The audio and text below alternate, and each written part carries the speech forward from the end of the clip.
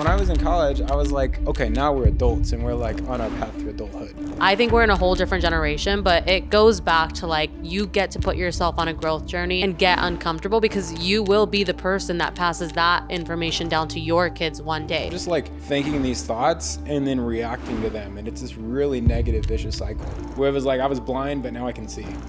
And that was a really big turning point for me. I feel like the personal growth path is honestly the first step to the entrepreneurial path. It's like if you can't get out of your own way personally, like it's the first step. And I think a lot of people have that realization. I feel like everyone has that moment. It's just like a small amount of like exposure therapy. You're just minding your own business, living your own life. I saw someone making a shit ton of money. They didn't have anything that I didn't have and they were still winning. And it was kind of like, if they can win, why can't I scenario.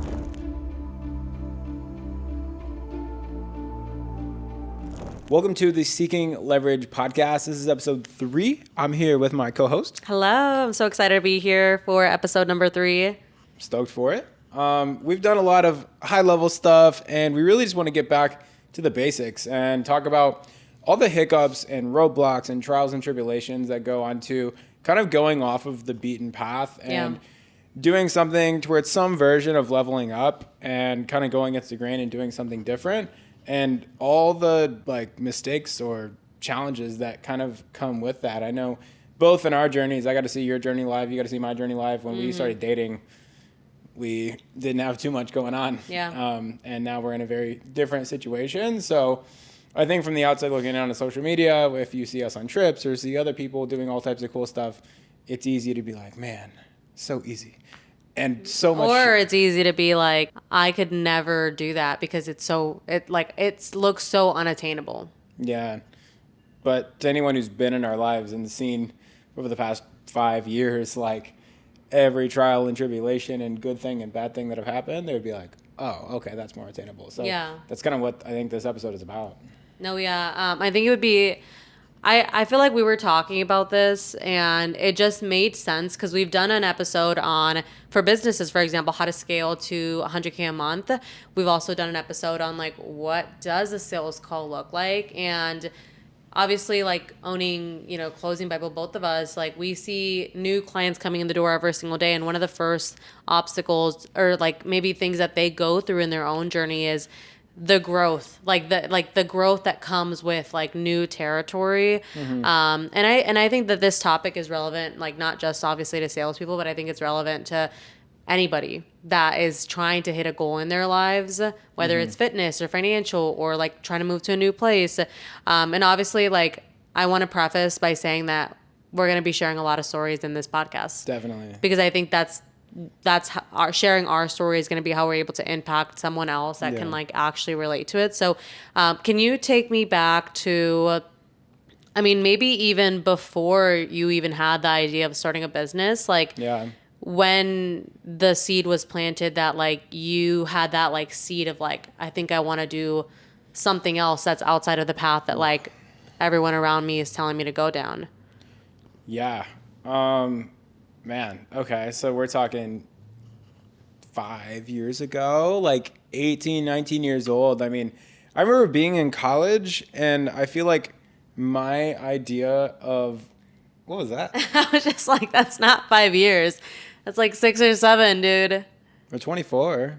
Yeah. 6 years. Okay, holy shit, yeah. Yeah, I know, that's so 6 crazy. 6 years ago, damn, old as fuck. I was like doing the math in my head. Senior citizen. All right. Bruh. All right. He's already starting with the okay. God damn. All right, so 18 years old, I was in college, and I remember being at a party in Carbondale, and this is what started everything for me. Carbondale, Illinois, like SIUC. like a little town. Yeah, a little college town, and it was like really late at night, and I'm talking with this guy, and we're both drinking and stuff, and he's like, hey man, look at this, and he turns his phone to me, and he shows me like a Shopify screenshot for like $60,000 that he made in 1 month. Holy shit. And I was like, it was just numbers on a screen. Yeah. I couldn't even like rationalize what it even meant or like what it even was. I was just like... You were probably just like, holy fuck, how the hell did he get there? I was like, wait, but like you're in college though, like you don't have a job yet. And he's like, no, I like sell like products. And I was like, well, yeah, but you don't even have a degree. Like you don't give a marketing degree. Like how do you do that? Because like you need that first. And he's like, no, I just like sell a product. That is crazy. In hindsight, it was a drop shipping, so it wasn't all profit and all that stuff. But that made me go like, oh, because when I was in college, I was like, I really don't like. I thought when I was in high school and I went to college, this was like okay, now we're adults and we're like on our path to adulthood. And I feel like people like had their shit together like less in college. So I was like, I don't know if this is like my path. So I started watching all these like how to make money online videos and mindset videos. And I started reading books on like Think and Grow Rich and like how to change my mindset. And literally everyone in my friend group started making fun of me. Yeah. They were like, dude, like, okay, you're going to read a book, watch a couple YouTube videos, but like, see you at the bar on Thursday. And it was just like a recurring like joke to be like, oh, Garrett's an entrepreneur. That was my initial thing, was like, wow, I'm so passionate about this. I'm reading books and watching videos. And then my whole friend group making fun of me because they're like, dude, you go to parties all the time. Like, what do you mean you're an entrepreneur? And it was this like kind of rejection from my friend group. Something that you said at the beginning of that story, I wanted to like go back to for a second. Then I want to go right back to that. Don't let us forget.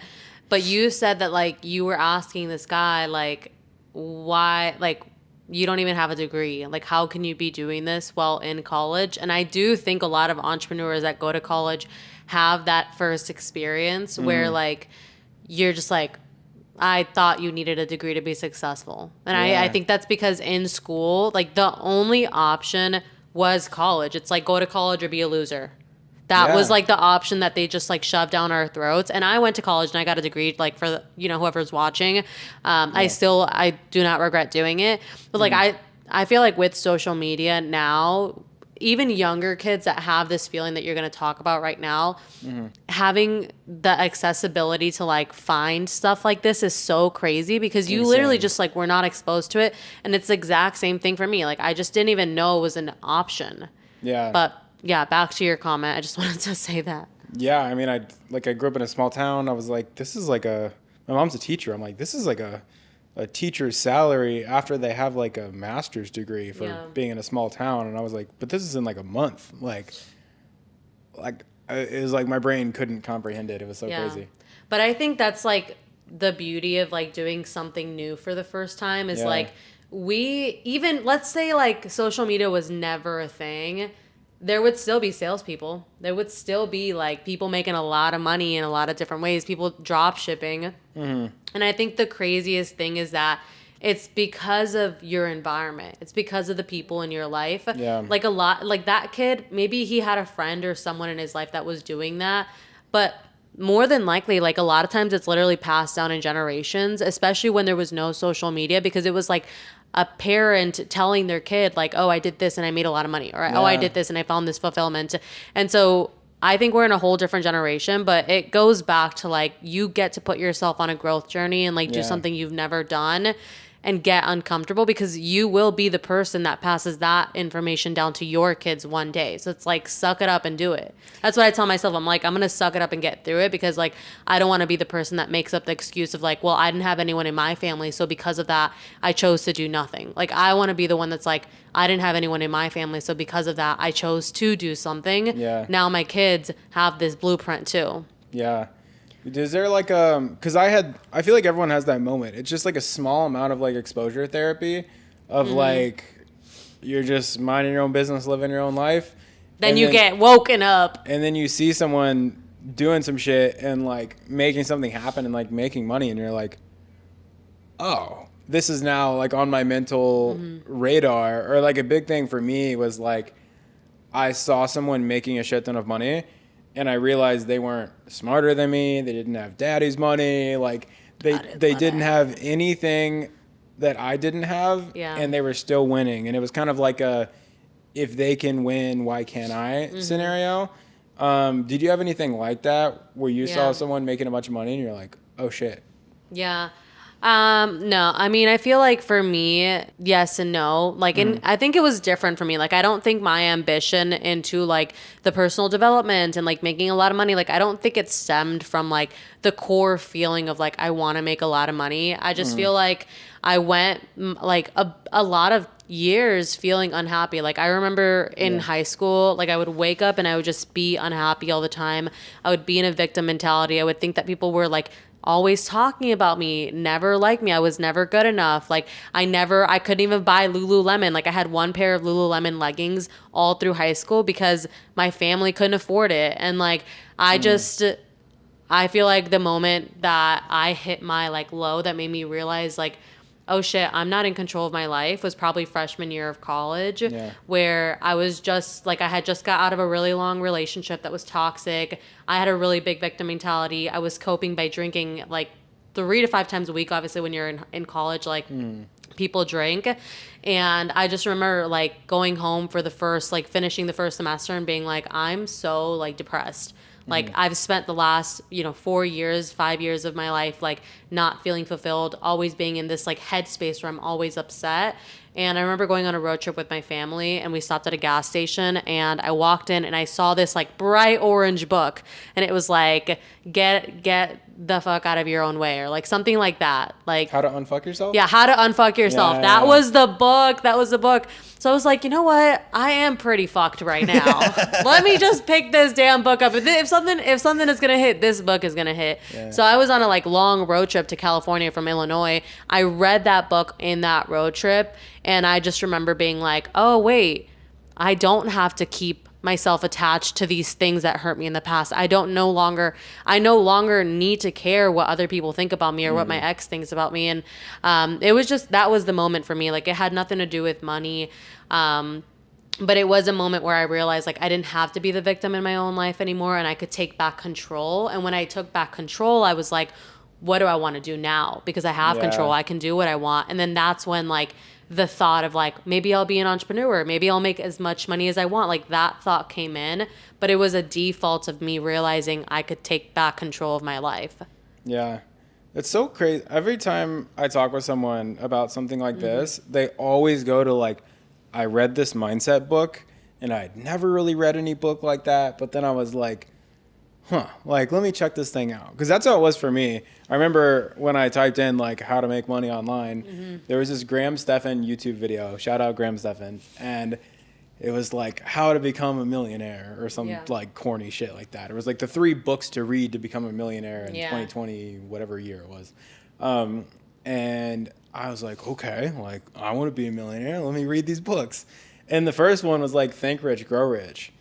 And I remember, that's a good book. Yeah, and I was just so like not in that headspace when I started reading it. I opened up the first page and it was like, because you've heard me say this a million times, the woo-woo shit, and I was like, I hate that phrase. I know, I say it a lot, but a lot of guys say. I think like the guy's cool way of saying it is like woo-woo, that woo-woo stuff, but it's like y'all just don't want to say manifestation. Yeah, okay. But.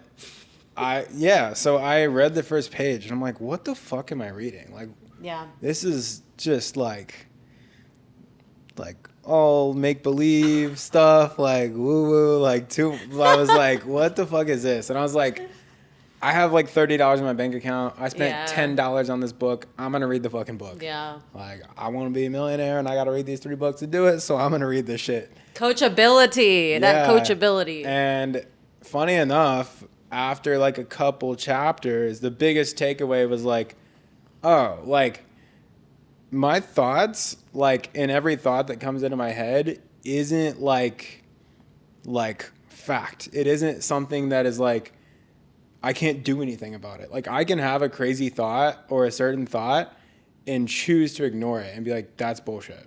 Like it's not like letting your thoughts happen to you and then reacting to your thoughts. It's like observing your thoughts like from a bird's eye view and being like, I don't even believe that. That's dumb. Or does that thought serve me? Do I need to like not think that thought anymore? Yeah. Does that thought serve me? Like, yeah. Like, and I had just a negative talk track where like I was super anxious. I was depressed. I just really hated college and I didn't like a lot of the people around me.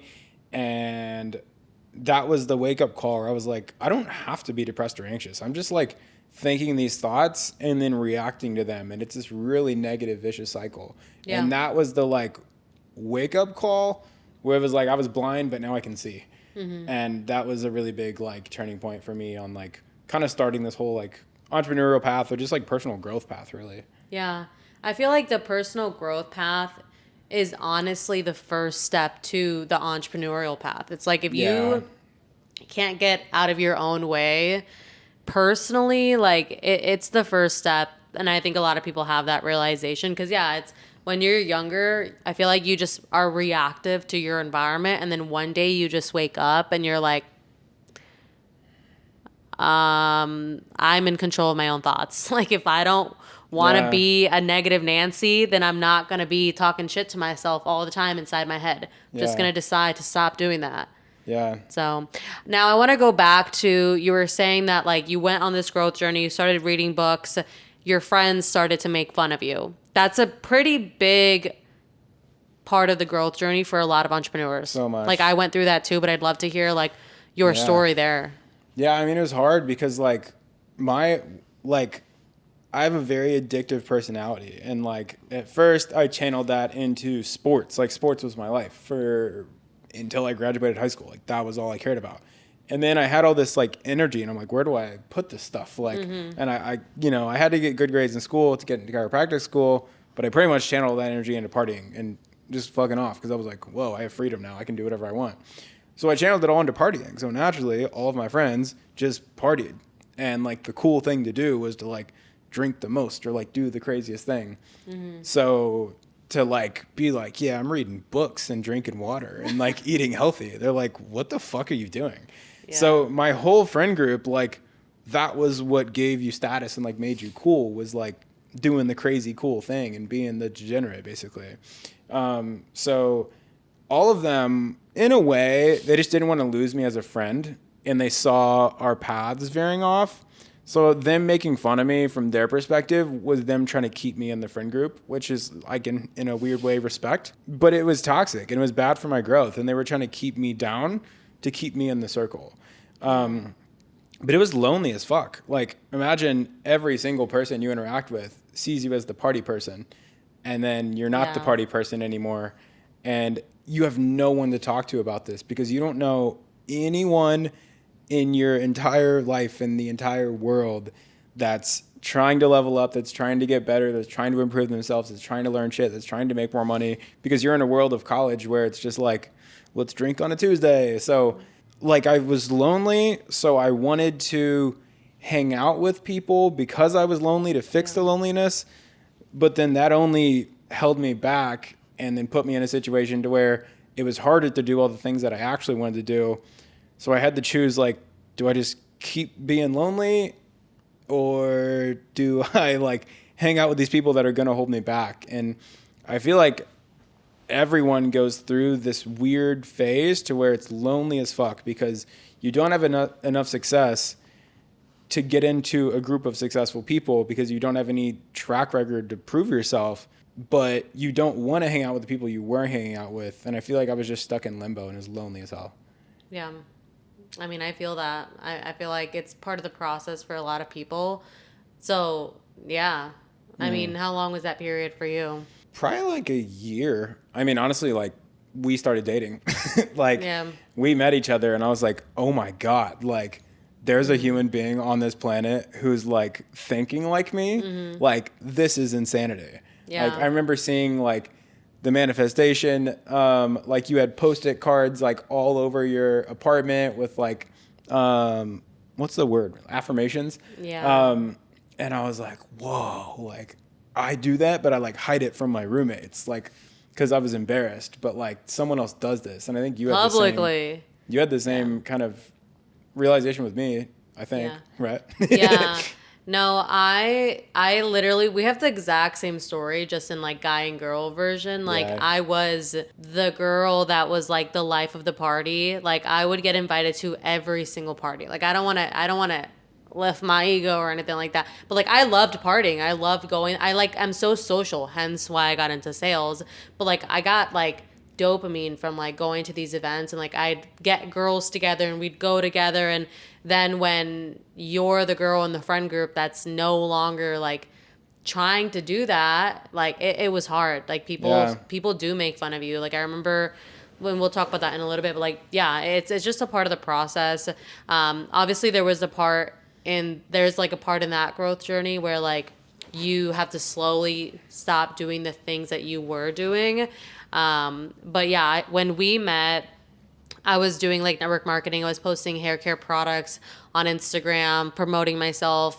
And I was also just like kind of oblivious to like anything. Like I was just like, I heard that affirmations work, so that's what I'm going to do. Yeah. And I had literally affirmations everywhere. I had affirmations all over my mirror, in my bedroom, in my bathroom. I had affirmation post-it cards on my bathroom door. I had affirmation post-it cards of my girls in my network marketing company and the positions that they were going to hit, how we were all going to hit our goals.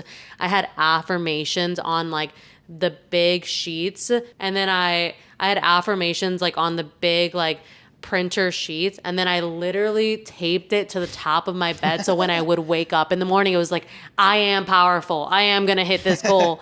And like I was just crazy, but it was the exact same thing. Like I was like alone. Like I felt like no one in my life understood like the depth of like this hunger that I had like found inside of me to like want to be better and like want to level up. And it was really lonely.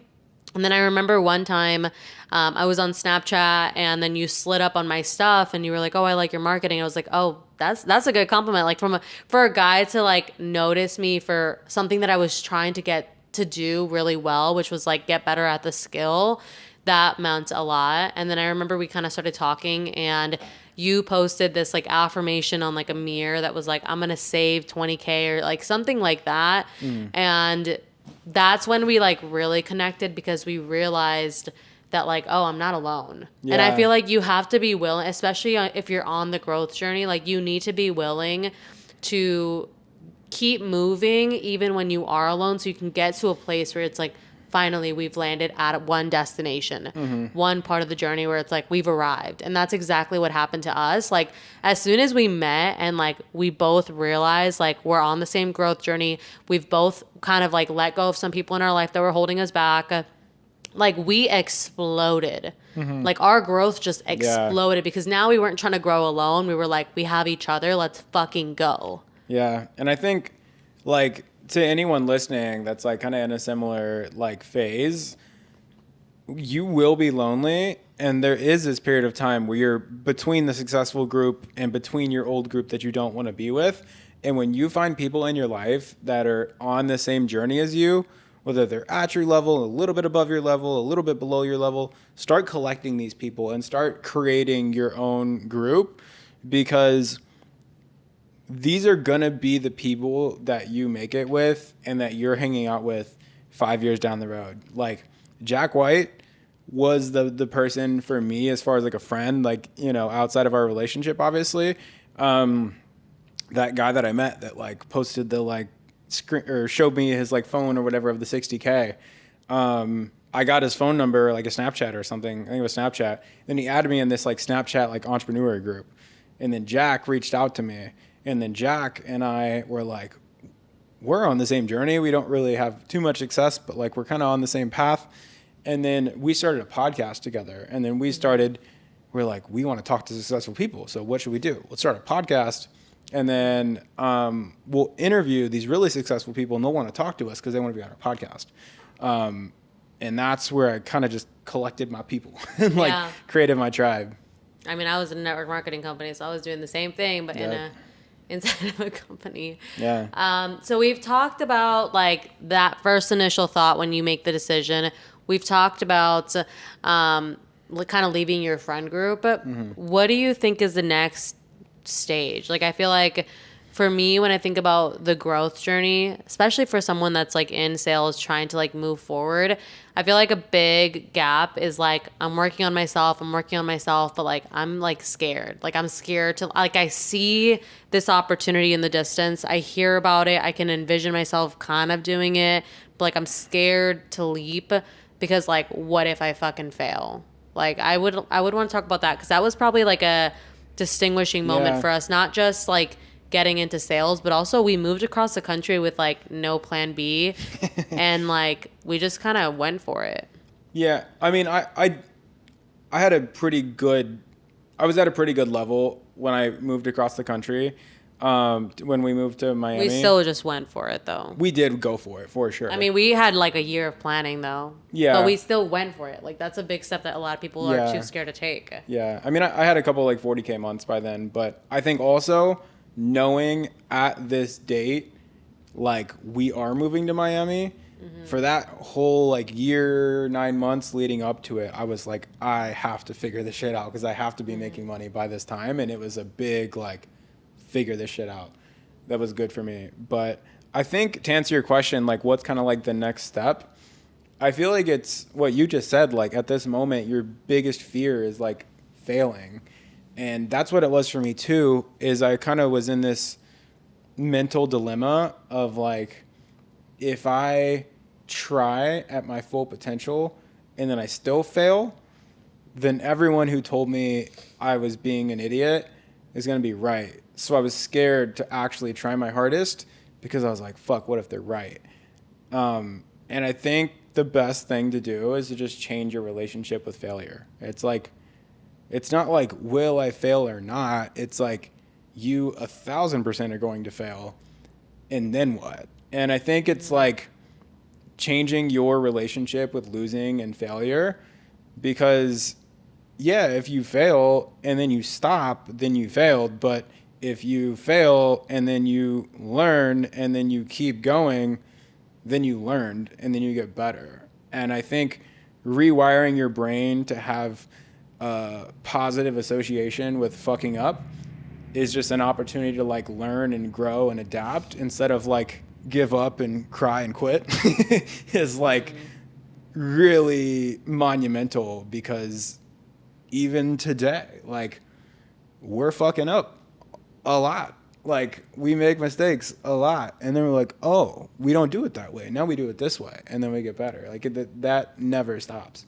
My advice to anyone in this like spot, like at this moment, would be to just fucking go for it. Like I feel like, and this is at the person that's like watching this, that's like, I watch you guys and like I see you guys like share this like lifestyle and these opportunities and kind of preach to the choir, but I'm scared, and I feel like it's a part of the process. Like there's always gonna be this like version on your shoulder where like you see like the angel and the devil, like on one side of your shoulder, you're always gonna be thinking like, what if I fail? What if I fail? What are people gonna say about me? What about this? What about that? On the other side of you, it's like that like small like just like whisper that's like, still go for it. And I think that's your intuition. I feel like that's like God leading you to where you're supposed to be. And I feel like what really helped me from going from that first place of like, I'm growing, but like I'm too scared to take the leap, to I'm taking the leap, was I just isolated. Like I didn't like let people's negative thoughts in. I acknowledged that I wasn't going to take their thoughts in. I would listen to podcasts all the time. I would go on walks alone. Yeah. I spent a lot of time alone to like kind of get away from the noise of like these people and just get quiet and listen to my intuition on like, what is it that I actually want? And I feel like once I got really quiet, I was able to like take action on it. But it is understanding that like you're going to fail. But there is no possible way for you to get to that like next version without like going through like the uncomfortable journey. And I think it really is just like trusting, like having more faith and courage than having more fear, because you're always going to have both fear and faith. It's just like, which one are you going to like lean into? Because one of them is going to keep you small and the other one is going to lead you to like where you're really meant to be. That's a time period where I noticed a really big change for you. And I mean, you were really doing it the whole time, but you were really big on like changing your information diet, like changing what you were putting into your mind. Like I was always big on like, if I'm driving or I'm door dashing at the time or I'm doing whatever, you were always listening to podcasts, whether it was Ed Milet or like different female podcasters. I cannot remember their names, like Andy Elliott Andy Frisella. You were listening to podcasts all the time. Like, where did that stem from? I guess, was it just natural for you? No. It was from my network marketing company. Like they were they were good at the personal development. They weren't good at making people money.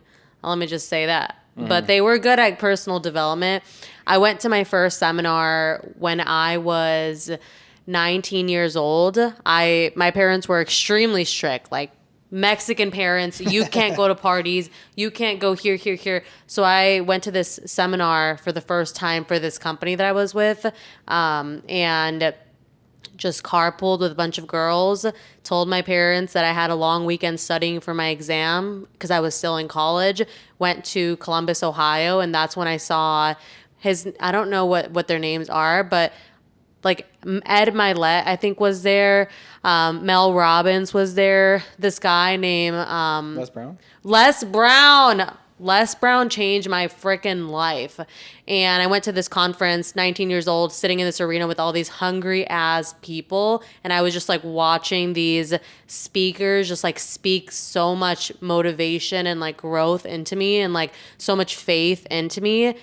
And I think that's where it started. I just realized, oh my God, if I keep doing things like this that make me feel good, I'm going to keep feeling good. I'm going to keep moving forward. And I became really self-aware about my own thoughts. By becoming really self-aware on my own thoughts, I became really self-aware on people around me's thoughts. And I was just like, why is everyone around me constantly talking shit? Why is everyone around me constantly being negative and like making excuses? And so I just started to isolate myself and do more of what made me feel good because I was so self-aware on verbiage and how what you feed your brain is going to end up being the blueprint for how you live your life. So it was just exposure therapy, I think.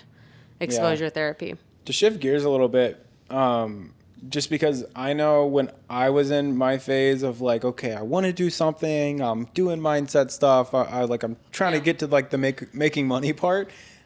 I just watched hours upon hours of YouTube videos on all these different things that I could do, and I got information overload and was just doing like productive procrastination of being like, oh, I'm working, and I'm just watching YouTube videos and not really digesting any information because I was like, I have to pick the perfect opportunity. Like maybe it's drop shipping. Well, maybe it's real estate. Well, maybe it's real estate wholesaling. Well, maybe I need to flip websites. Well, maybe I need to flip shoes. Well, maybe I need to trade stocks. Well, maybe I need to do drop shipping, or maybe I need to do this thing, or maybe I could do this. And then that was me working because I was nervous because I didn't have enough information, that I didn't want to do the wrong thing. And looking back at it, every wrong thing I did gave me learning lessons that got me closer to doing the right thing until I actually found the right thing. So what would you say to someone who's like, I want to pick the perfect business model or like the perfect thing? Yeah. I would say just go for something. Yeah. Because if you never go for anything, you're just always going to be on the sidelines waiting for someone to say, yeah, this is the perfect opportunity for you. I went for network marketing because it was the only thing that I got exposed to. I didn't know about high ticket sales. I didn't know about this train. I didn't know about high ticket sales. I didn't know about drop shipping. I didn't know about anything. Yeah. What I knew was the opportunity that got placed right in front of me was the opportunity that I needed at that moment to move the needle forward towards my dream life. So whether it's drop shipping, whether it's flipping houses, whatever is like the opportunity in front of you that feels most in alignment, which maybe you could talk about what is the feeling of alignment. I would say just fuck it, go for it. You have nothing to lose and everything to learn by going for an opportunity. Worst case scenario, you fail, you learn some lessons, you know now what doesn't work for you, you move on to the next thing. Check, next. Yeah. I think this is a belief that I really like honed in on after a while, was taking advice is absolutely phenomenal, but you shouldn't ignore your intuition, even if your intuition is wrong. Because let's say your opportunity is like, I want to be a real estate agent. That's the thing that I'm going to do. I'm not sure if I should do all these other things, so I'm not sure, and I'm watching these videos, and the videos say to do other stuff. I'm going to be a real estate agent. That's what my thing's going to be. Even if that's wrong for you, you should still do it and follow your intuition, because deciding something internally for yourself, being wrong and being like, damn, this didn't work, but I realized I'm good at getting leads for my real estate agent like business, but I'm bad at all this other stuff. Okay, well, I'm kind of good at marketing. Well, then what can I do next? And then you pivot. And it's like each mistake that you make, you get a little bit closer to the right opportunity or the right business model, the right whatever. Like, advice is helpful, but follow your intuition, be wrong, and then tweak and adapt, because it's like, if you're trying to hit a bullseye, you might be wrong, but then you recalibrate and you get closer, and you recalibrate and you get closer until you hit it. So if you're scared to pick the wrong thing, or you want the first thing that you try to be the perfect thing that just works, it never happens that way. So just be wrong as fast as possible and learn from it. I want to pivot a little bit and talk about sales reps. Mm-hmm. Obviously, like the vehicle for us was sales. We went through all this. We end up, getting into high ticket sales, making our first 10K month, stuff like that. But something that I really want to talk about is the fear of the first big opportunity that you have, and the perspective that comes with getting that first opportunity. What is some of the things that you've had to overcome when it comes to like actually getting your first big opportunity? Like, what was that moment like? What did it feel like? I think the first thing that I had to do was drop my ego. And that was the hardest thing for me. It was all the YouTube videos that I was spending 4 hours a day watching were like, be your own boss, be your own boss, be your own boss, be a business owner. And I was like, yeah, I'm above working for someone else. Like, I'm escaping the 9 to 5, whatever. I'm not a bot. Yeah, I was like, I'm not a fucking bot. I'm not a robot. I'm not doing this shit. Like, I'm too smart for that shit. I'm not a bot. Yeah, so I started 6 dropshipping businesses, and they all failed. And when I say start, I was barely fucking working, but I tried all those things. I tried flipping websites. I tried flipping shoes. I had some success flipping shoes. I traded stocks for way too long. And I was just a supportive girlfriend through all of this. Yeah. I was an entrepreneur that DoorDashed on the side for my main source of income. And then it was like humbling myself and being like, Garrett, you don't know what the fuck you're doing. You should be inside of a business that knows what the fuck they're doing, and just learn from them. And if you make them money, you make money. So yeah, the first opportunity I got connected with was being a sales rep, like a high ticket closer for a sales agency, where they had a bunch of different businesses that they did the sales for, and then I could kind of get plugged into any of those businesses. So that was my first big opportunity. And I think I was just so scared of fucking up because it was such a big opportunity to me. I remember signing the contract for that and being like, oh my God. I felt like an actor who just got signed on to their first movie, and I was like, I'm going to be famous. I was so excited and so scared to fuck up. I remember my first day of doing calls, I looked at the name and the phone number of the first person that I was going to call for an hour. I literally was like, okay, well, my mouth is kind of dry. I need water. And then I would drink water and be like, I'm kind of tired. Let me make coffee. I'm going to get coffee. So I'm energized for the first call. And they didn't answer. And they didn't answer. So I was like an hour of like, let me rehearse the script again.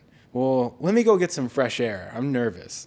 And then I finally called them, and it didn't answer. And I was like, damn it. Like, no. I was like, are you kidding me? And then I'm like, okay, let me prepare for the second call now. And then they didn't answer.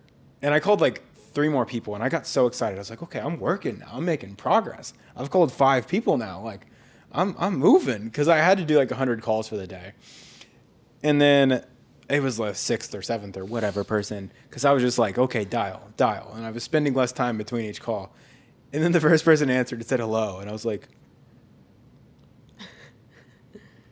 hello. He's like, yeah, you called me. And he was like, yeah, how can I help you? And he was like, I don't know. You called me. What do you want? And I just hung up. I was so scared. So yeah, that was day one, was me being so scared that I spent 3 hours fucking around before I finally got someone to answer. And then I got so scared when they actually answered. I didn't know what to do, so I hung up. Yeah, and this is the Garrett that has 7K on Instagram and has done a lot of millions in sales and has mentored hundreds of people in sales to get their goals and and it's like everyone has a day one. Point of the story is that everyone and their moms has a day one. Mm-hmm. And you just have to like find the courage to step into Mr. Courage Pants and like go fucking do it. Mr. Courage Pants? Mr. Courage Pants is the pants you put on. Got my Courage Pants on today. You just got to do it. You just got to do it. And like something that I like always tell, all like the people that are close to me. And I feel like that whenever I can get that opportunity is like, you are going to be scared. Like there is like no like ands, ifs, buts about it. Maybe you might be like less scared than someone else or more scared than someone else. But like being scared is part of the process. You don't have to like, for your example, like you don't have to wait until you're not scared anymore. You have to just like be scared and understand, oh, I'm scared right now and I'm still going to keep moving forward. Yeah. Because I think if you can get past I'm scared, so I need to stop and park and just move into I'm scared, but I'm still going to move forward because I'm not trying to get rid of it. I'm just trying to hold its hand and say, let's keep walking. Mm-hmm. I mean, it's going to move the needle forward so hard in your life, in your sales career, and everything that you do. Yeah. Is there anything else that you want to talk about today before we hop off? Yeah. I think just the biggest takeaway from me being a little bitch on my first day was basically I was nervous, like as a human being, I was just nervous because I was like calling strangers and trying to sell them stuff. But I was also nervous because to like the sales manager, like the co-owner of the company, I wanted him to think that I was perfect. So I was trying to be perfect. And I think, again, it goes back to like changing your relationship with failure. So if we get any really core takeaways, pick up a mindset book and read that bitch cover to cover and like be conscious of your thoughts. And you don't have to take every single one of your thoughts as the truth. You can zoom out and be like, that's bullshit. That serves me. This doesn't serve me. This does serve me. And then only receive things that actually serve you. Change your information diet to put positive stuff in there. Cut off all the people who are negative and don't serve you. Find people that do serve you. And I'm giving cliff notes right here. This is freaking cliff note of this podcast. Giving the Fathom summary right now. But then lastly, kind of the last point there was changing your relationship with failure and taking imperfect action, because failure is good because it means learning. And every entrepreneur knows that like failing is good because then you learn stuff and then you get better. And if you're scared to take action and you're paralyzed from not taking action because you want to be perfect, you can't do something you've never done before and be perfect on the first try. Yeah. So, and I want to add this because I feel like we forgot about this, and it doesn't have to be a whole conversation, but like if you and this is what I did. Like I didn't have the money to get mentors. I didn't have the money to do a lot of things at that point when I first got into it or when I was making transitions like that. But a tip that I got that was really good when I was trying to level up is find mentors, even if they're mentors through books, mentors through podcasts. Like I was eating Ed Milet's podcast up so much. Allie Reeves, I was eating her podcast up. Think and Grow Rich, like you were saying. I was reading and listening to podcasts because it was my way of getting mentorship by people that I looked up to, advice that I actually wanted to take from different types of people. So if you want to build that confidence and build that courage to move through fear and take opportunities, lean on the people in your life, whether it's virtually, that bring that part of you out. Yeah. That's something I wanted to mention because I feel like we don't touch on it. But it was so vital to both of our growth journeys when we didn't have Absolutely, friends that were on the same wavelength as us. Yeah. Listening to podcasts, it was like, or watching YouTube videos, it felt like a virtual friend you're hanging out with because you listen to them every day. Yeah. I want to go to the last thing here, because one thing you mentioned was, I don't have the money for mentors, and you're really big on this. Can we talk about credit card debt for 1 second? Yeah. And DoorDash too. Yes. That shit was helpful. Okay. Do you want me to share my story?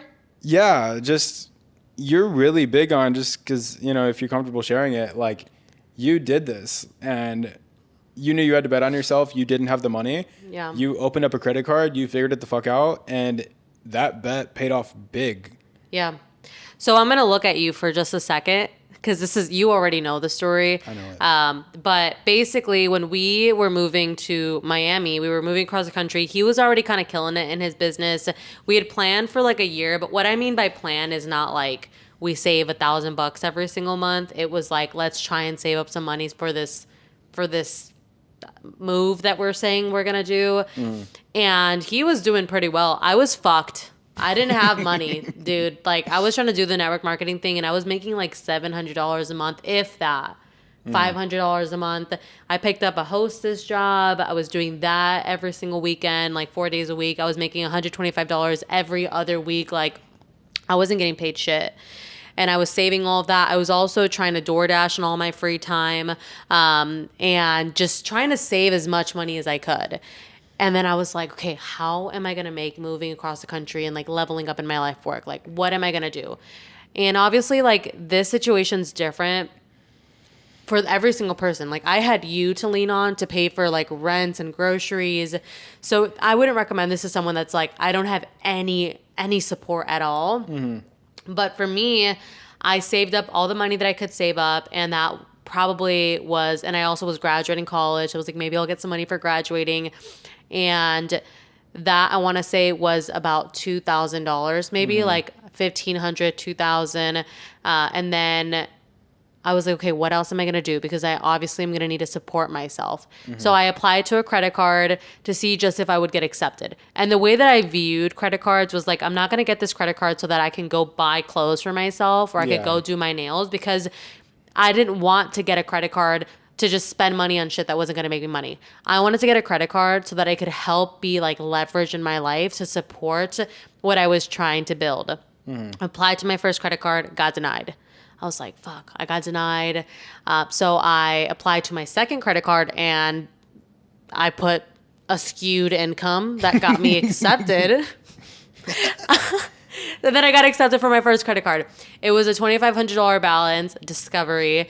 I still have that baby today, and it was enough to like be another aspect of support. So in my lens, I was like, okay, I have these $2,000, and then I have this like credit in $2,500. So if I use this all together, I technically have like $4,500 that I could support myself off of. So we moved to Miami quickly, was running out of money, but I was using this credit card, and it kind of... Keep in mind, very quick disclaimer, rent was like $4,000 a month, and Miami's not fucking cheap. Like, it was really expensive. Every meal, a margarita is like $30. Like, it's insanely expensive in Miami. But sorry, keep going. Yeah. So yeah, I mean, yeah, I got this credit card and this like money, and I mean, I ran out of it very fast. On my YouTube channel, I have a whole 20-minute video on like the whole in-depth story, but we moved to Miami. We have to start getting furniture. I think I helped you with a down payment, and I quickly ran out of all my like accessible cash, and then it was literally just this credit card. So I spent the next few months grinding my life away to like sustain what I was like contributing on this credit card, and it was just exhausting. But that like moment right there gave me so much courage, because it was like, I got this card. I can do it. I can move across the country. I did it. I moved across the country. I was stressed out, but I put myself in a position to win, where it was like kind of like down, down, down. I was like, oh my God, I need to figure it out. I need to figure it out. I need to figure it out. I'm going to do high ticket sales. Let me just give it a shot. I literally made $10K in take home money my first month in high ticket sales. Insane. It was June, July, August, And then September was when I finally got the role. October was my first $10,000 a month. But from June until September, I had no money. I was living off of a credit card. I knew that my credit score was going down, down, down. But I was taking a bet on myself because I believed in myself. I knew that I was going to figure it out. And it was just a matter of time before I figured it out. I also had that healthy pressure where like, I didn't have a year. I didn't have 3 years to figure it out. It was like, I'm fucking going to ruin my credit score if I don't get my shit together. Yeah. I need to figure out how to make money. And that's how I landed at making my first 10K month, was because of that pressure. I want to say my credit score is amazing, actually. It bounced up, like literally when I got my first bill, like check from the high ticket sales, paid off my credit card.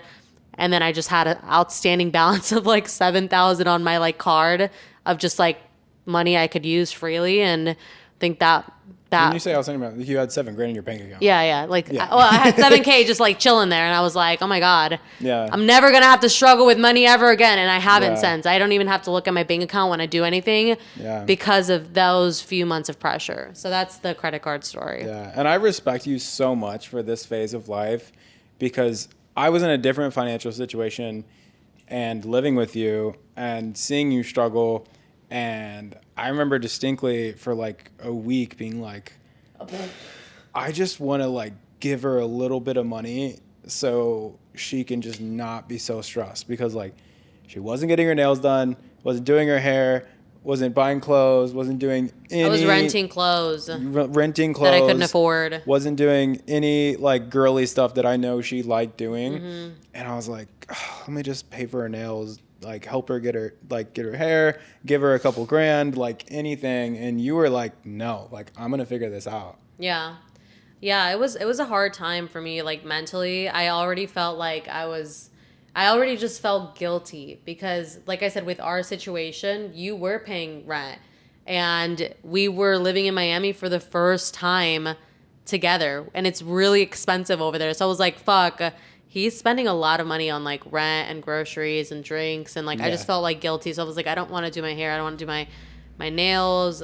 And I think if you would have given me that money, it would have been a temporary solution for like what I really wanted. Was I wanted to figure out how can I make a lot of money. Yeah. Like I wanted to figure that out for myself. I didn't want to be like the girlfriend of someone that made a lot of money. I wanted to, oh, Michelle, she's a bad bitch. She knows how to make her money. She knows how to do her thing. And I did figure it out. Yeah. And I feel like that's the pod. That is the pod. That's the pod. We'll talk more like in detail on like different aspects of our story.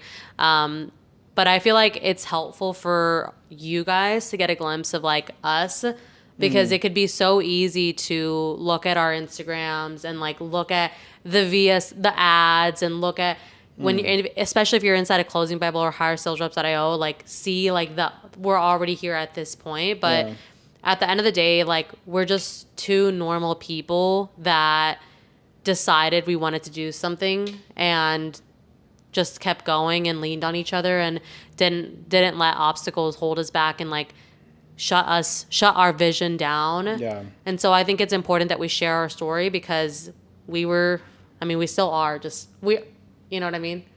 Yeah. I feel like it was just a never-ending cycle of making mistakes and learning from them, or paying people who have already made these mistakes and learn from them, and learning from them so we don't make those mistakes times a million. Like there's just been the loop of like constant learning from other people, making mistakes, learning from them, and that's like the guarantee of this path. It is guaranteed. It's guaranteed. I mean, it's different timelines for everyone, but at the end of the day, success is guaranteed for you if you decide that success is guaranteed for you. That's a phenomenal exclamation point for the end of this podcast. Mic drop. That's the pod. All right, we will see. I'll pick this shit back up. All right. Go ahead. We'll see you guys on the next podcast. We're actually going to have an awesome guest on, our first guest. So we're excited. We'll see you guys there, and we'll talk soon. Bye, guys.